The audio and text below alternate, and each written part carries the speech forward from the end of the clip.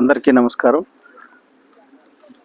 Agriculture వ్యవసాయ market కమిటీలో గత 1994 సంవత్సరం నుండి ఇప్పటి వరకు సెక్యూరిటీ గార్డ్ వ్యవస్థతో మార్కెట్ కమిటీల్లో చెస్ వసూలు చేస్తూ చెక్ పోస్ట్ ఉద్యోగులుగా నియమితులై 1994 సంవత్సరం నుంచి ఇప్పటి వరకు కూడా ఉద్యోగాలు చేస్తూ ఉన్నాము.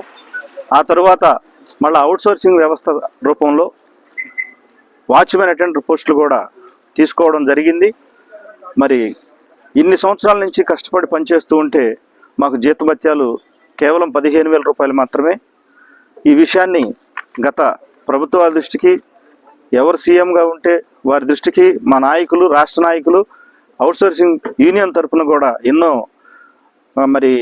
నిబంధనలు తీసుకెళ్ళి వాళ్ళకి సమర్పించడం జరిగింది. ఎవరు కూడా ఇంతవరకు స్పందించలేదు. దయించి మా యందు దయ ఉంచి మా అవుట్సోర్సింగ్ ఉద్యోగుల విషయాల్లో చాలీచాలని జీతాలతో బతికిడుస్తున్నాము. దయచేసి కోర్టు ఇచ్చిన కనీస పనికి కనీస వేతనం అనే దాన్ని కూడా పరిగణలో తీసుకునైనా మాకు జీతాలు పెంచి మమ్మల్ని, మా కుటుంబాలను ఆదుకోవాలని మనం చేస్తున్నాను.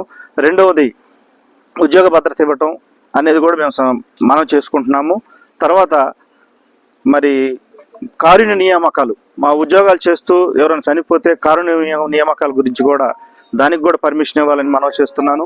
తర్వాత వచ్చి చనిపోతే యాక్సిడెంటల్ డెత్ అయితే 5 లక్షలు ఇస్తున్నారు, అది 10 లక్షలుగా మార్చాలని మా డిమాండ్ అడుగుతున్నాము. రెండవది, ఇంకో విషయం ఏంటంటే రిటైర్డ్ అయినప్పుడు 2 లక్షలు ఇస్తున్నారు, దాన్ని 5 లక్షలు చేయాలని కూడా మనం చేసుకుంటున్నాము. సెక్యూరిటీ గార్డ్ని యార్డ్ అసిస్టెంట్గా పేరు మార్చమని పెట్టున్నాము.